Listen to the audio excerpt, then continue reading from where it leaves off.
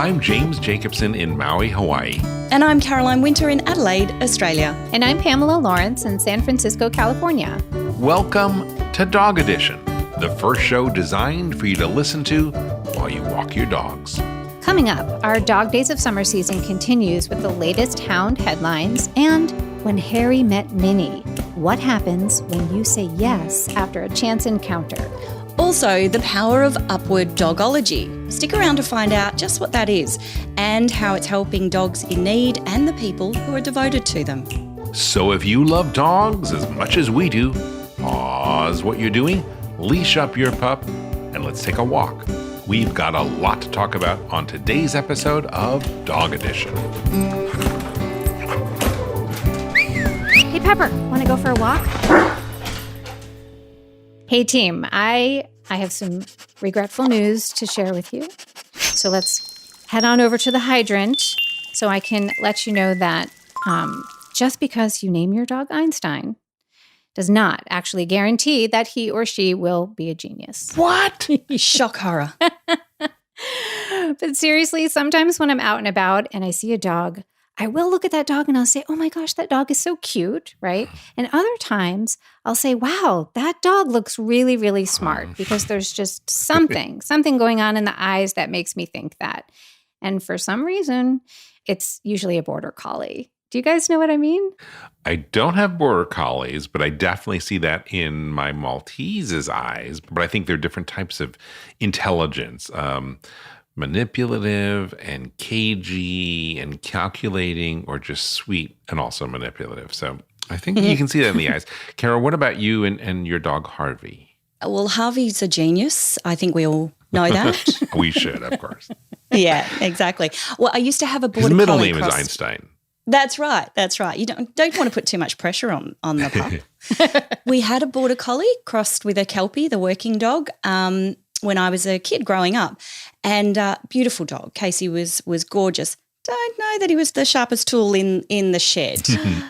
but he was only half border collie, so maybe that was why. Oh, there you go. But look, isn't it typical for all of us, dog parents, dog lovers, to think that we have a genius on four legs? Absolutely. I've met a few parents who feel the same way with two-legged children.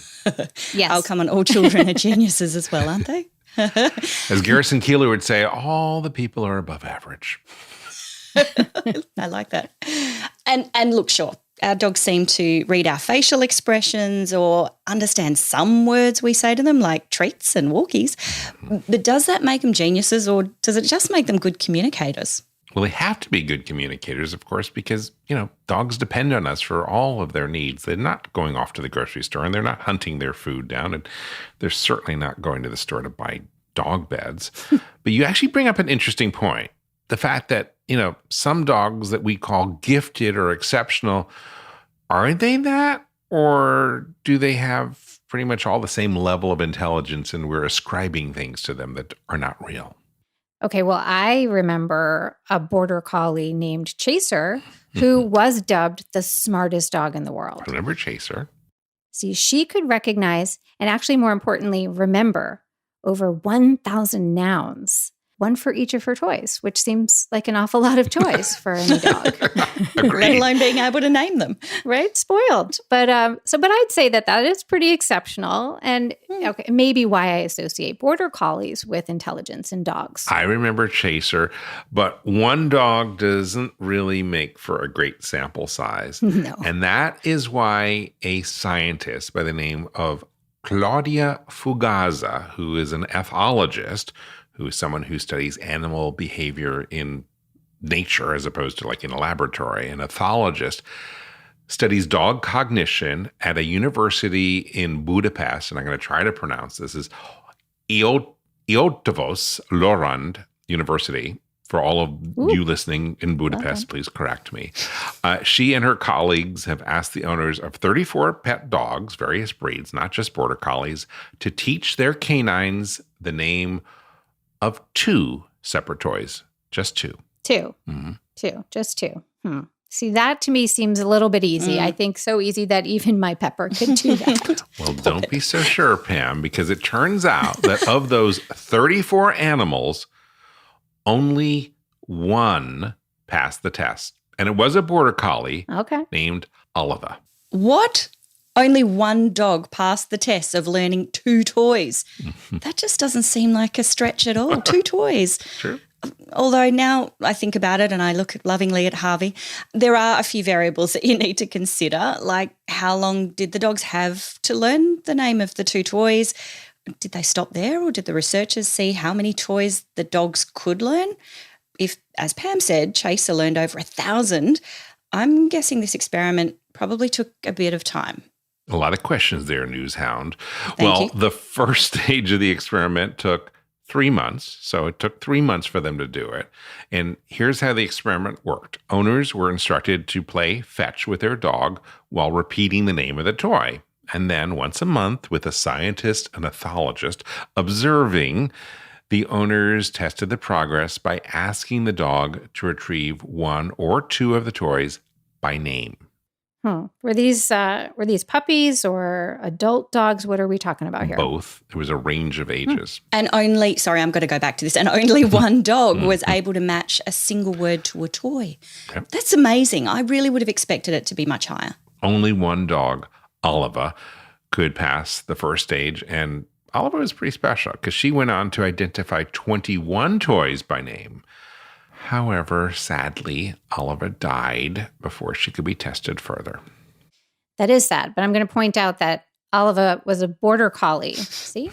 I told you, they're the smartest dogs ever. Not so Pam's fast, a border Pam. collie pusher. I know, border collie. I don't you even have a border collie.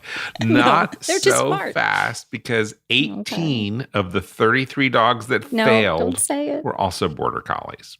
Aha. So like people, dogs have a range of intelligence and some can even be considered genius, like my Griddle. Right, I'm going to test Harvey. Harvey! You can test Harvey, and you at home can test your own dog, because you can take the project's Genius Dog Challenge. It's online, and we'll put a link to it in today's show notes. Find out and let us know how your dog scores. We'll be right back. You're listening to Dog Edition.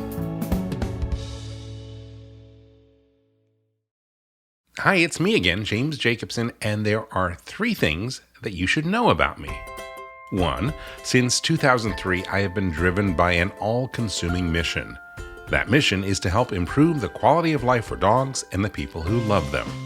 2, I have founded or helped to co-found several companies that share that mission, including Dog Podcast Network. And 3, every day, I give my dogs EverPup, the ultimate daily dog supplement made by Functional Nutriments, which is one of those companies. What is EverPup? EverPup is an extraordinary all-in-one supplement that you sprinkle on your dog's food.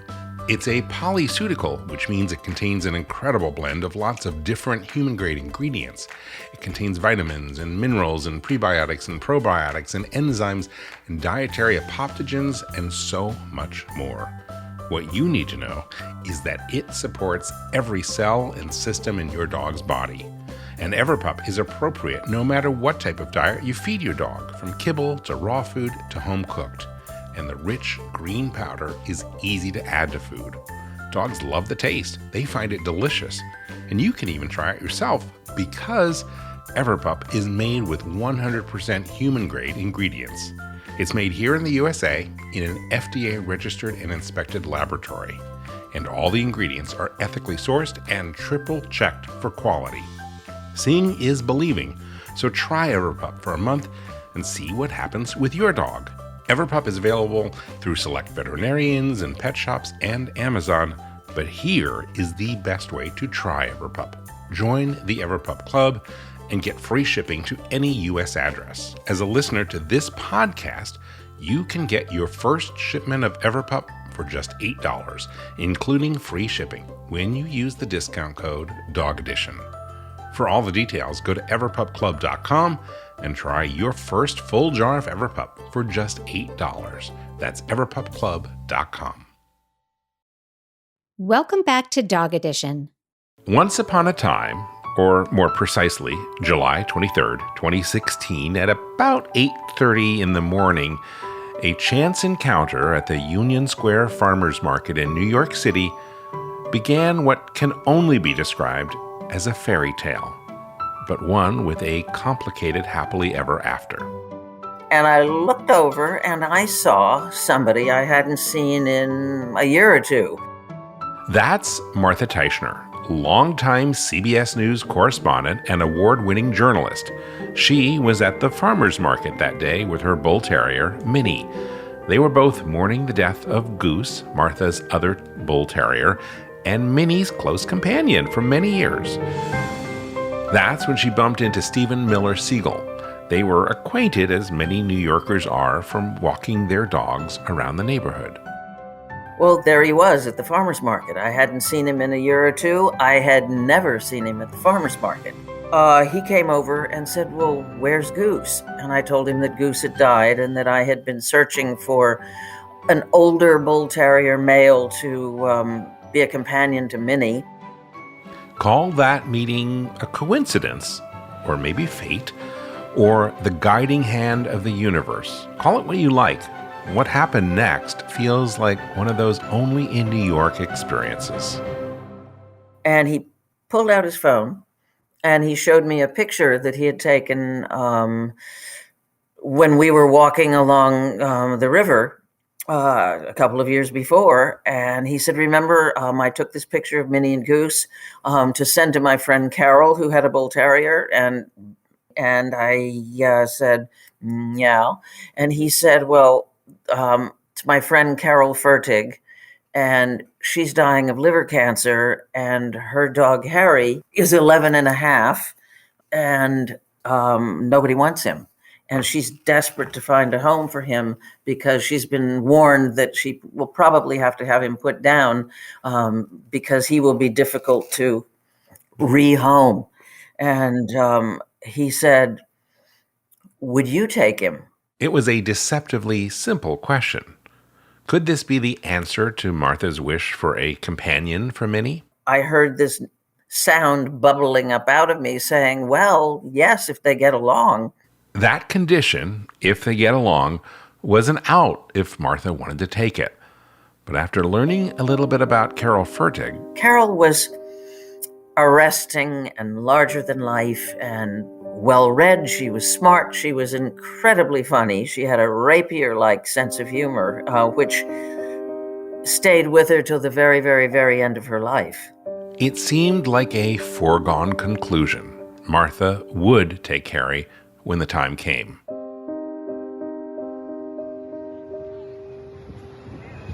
A first date was arranged for the dogs. We sat out on the stoop for a couple of hours, and the dogs ignored each other completely. And Minnie kind of flounced herself around and showed Harry her behind, and Harry completely ignored her and went digging in my pocket for treats. But the humans on that stoop had a lovely time. It was the beginning of a close and wonderful friendship. But sadly, one that would come with an ending. You know, you worry about what it's going to be like meeting and getting to know and conversing with someone who's dying. You worry that it's going to be horrible, but it wasn't. Carol's terminal liver cancer was the result of practically living next door to Ground Zero in the aftermath of 9/11. The two women had work to do. They had limited time to get Harry and Minnie to fall in love. Carol and I were like silly mothers matchmaking.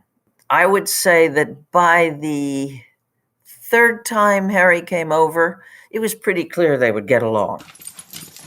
They started to play with each other and roughhouse and do all the moves, and Minnie diving under tables and Harry trying to go after her, and Minnie on the couch running back and forth, teasing him while he tried to figure out what was going on, and Harry with the bowl, the metal bowl filled with tennis balls that he always carried around with him, jiggling it in his teeth and making noise with it and throwing the tennis balls, and Minnie tearing after. I mean, that kind of thing made it pretty clear that they liked each other. It was puppy love, after all. Or maybe more senior love. But Carol wasn't ready to turn Harry over to Martha just yet. I had expected her to say, okay, here's Harry. 2-3 meetings, but it didn't work that way at all. And I came to realize very quickly that Harry symbolized life as she knew it, that she had to keep him as long as possible, because even if I said yes, having Harry till she couldn't take care of him anymore was how Carol clung to life. And anyway, I was fine with that because I really got to like the get-togethers. They were ostensibly to socialize the dogs, but pretty soon they were gatherings of friends. This unexpected friendship could have been predestined. Fate had intervened years earlier in the 1990s. I was walking up 10th Avenue, not too far from my house, and there was a restaurant with outdoor tables. And there she was sitting with her first bull terrier, a white one named Violet. Martha stopped to introduce herself as a fellow dog lover of bull terriers. It was an encounter that she never forgot. There was this singular-looking person with the big hat and big dark glasses and a dog named Violet. You don't ever forget a bull terrier named Violet. Fate stepped in once again when Carol took Harry to the vet. Martha's bull terriers happened to be there, that very same vet, at the very same time. And although Martha wasn't there with them, Carol learned who they belonged to. Martha recounts what Carol later said about that day. Martha Teichner has bull terriers, and she knew who I was because she watched Sunday Morning every Sunday. She said to me, you might not believe this, but because I knew about your dogs, she said, one of the very first things I thought after I was diagnosed was, wouldn't it be great if Martha Teichner took Harry? Well, of course, she didn't even have any connection with me at that point. It wasn't until Martha bumped into Stephen that fateful morning at the farmer's market. That morning when the simple question, would you take him, was asked. That is when all these little coincidences began to form the connections that led to this beautiful but complicated fairy tale. I said yes, and it was really, really, really profoundly meaningful to me because it led me to a set of experiences that I will treasure for the rest of my life. And yes, there were sad moments, and there were, ultimately I knew how the story would end, both for Carol and for Harry. But on the road to that, there was just so much richness and so much pleasure and so much fun even. And I came away completely revitalized in a way because I was able to break out and say yes. And like all fairy tales, this one came to an end. After Carol passed away, Harry lived with Martha for 16 months before he died. Shortly thereafter, Minnie also crossed the Rainbow Bridge.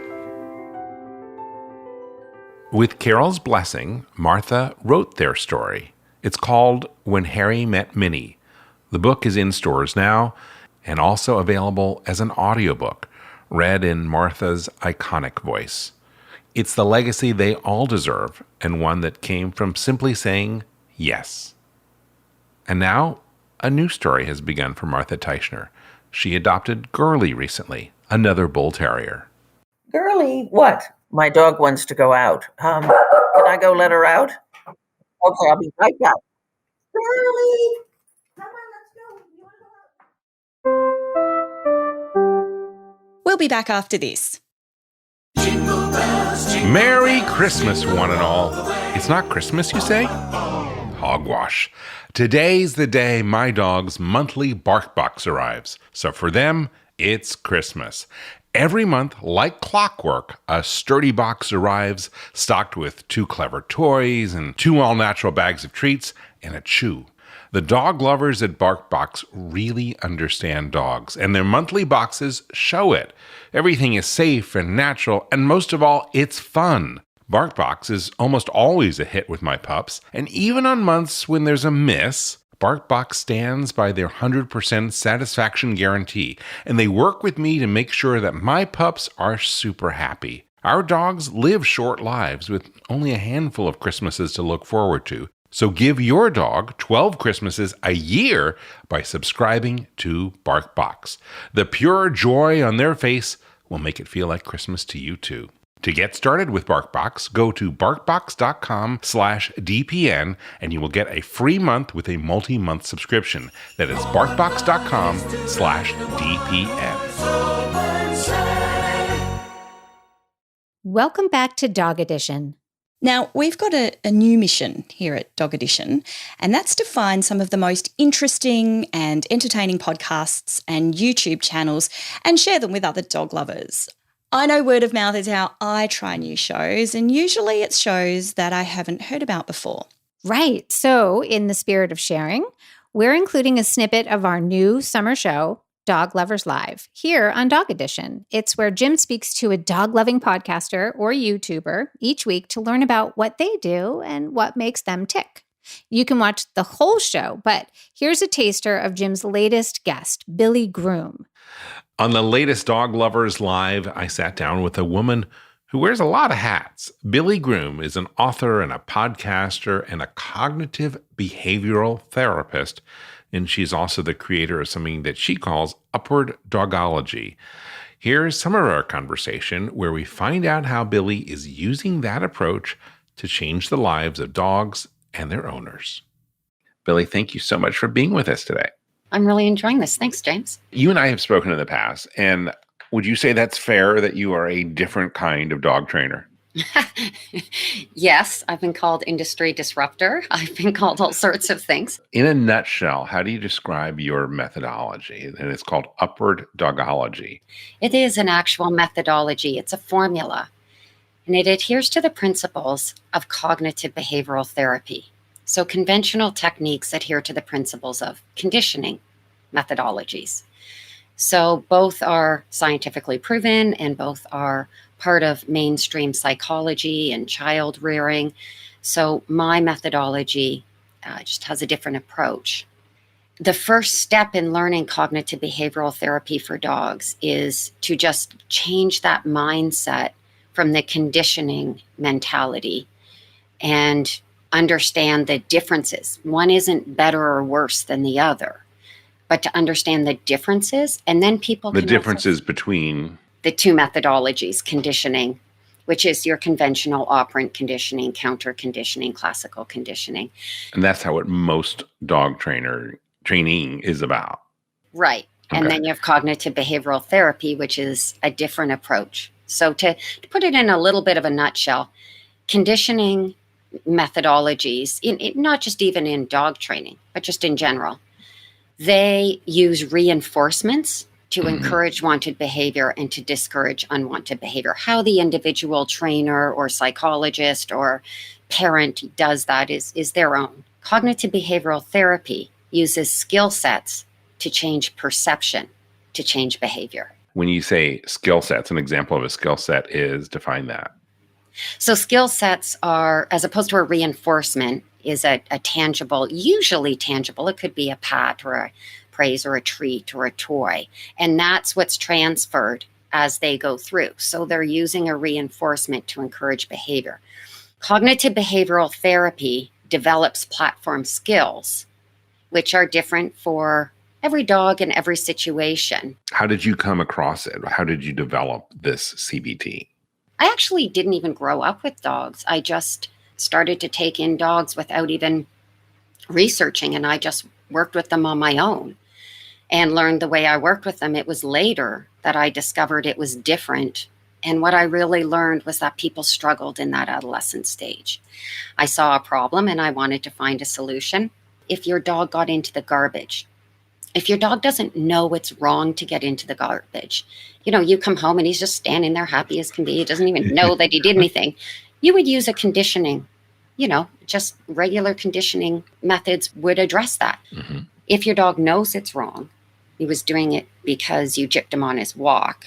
Mm-hmm. He's using a lot of cognitive skills there. He knows right from wrong. He knows you don't want him to do that. He knows how to push the lever on the garbage pail because he's seen you do it with his foot. So he did it with his paw.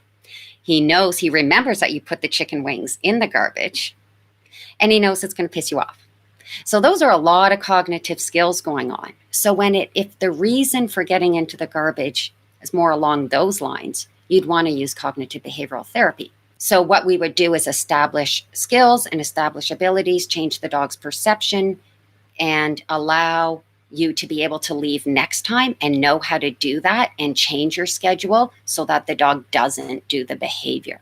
So they would start at the beginning of the program and work their way through. They would learn the skills and how to apply it. So the next time they come home and they have to jip the walk, that dog doesn't get into the garbage. So that's because the dog has learned that behavior doesn't get rewarded either way. It's not about the behavior. Something. It's the perception. And that's the huge mindset change, right? So back to the beginning where conditioning methods focus on teaching right from wrong behavior, which is why they're so good with puppies. Whereas we change perception, provide options, and allow the dog to choose to not do that behavior. We're empowering them to make the right choices. And we're providing them with skills that allow them to do that. That was Billie Groom, who hosts the podcast Dog Training Disrupted Upward Dogology. And you can watch Jim's whole chat with her and all our Dog Lovers Live chats over the summer for our limited series. You can find it at dogloverslive.com. Well, that's all for today's episode of Dog Edition. I want to thank you for bringing us along with you on your walk today. Dog Podcast Network has a sister show called The Long Leash. It's where you can hear Jim's extended conversations with some of our guests from this show. This week, I speak with Nick Palmgarten, who is a writer for The New Yorker. He talks in depth about his latest article, which got a lot of attention. It started out as a simple story on pandemic pets, but as you'll hear in the show, it turned into a darker exploration of the strangeness of human beings and dogs. And on the next episode of Dog Edition, I scream, you scream, we all scream for Ben & Jerry's doggy dessert ice cream. Yay! We taste it. During the summer, why not listen to our back catalog of shows at dogedition.com and let us know what you think. And there's a little button on the bottom right of every episode page. It looks like a microphone, so you can leave us a voicemail and share your stories and thoughts with us. Who knows? We may work one of those into a future episode. Follow Dog Edition in whatever podcast app you use to listen and leave us a review. It'll help us bring you more great stories. I'm Caroline Winter, your resident newshound. And I'm Pamela Lawrence. See you at the dog park. I'm James Jacobson. Again, thank you for listening today and hitting the play button on behalf of all of us here at Dog Podcast Network. I wish you and your dog a very warm aloha.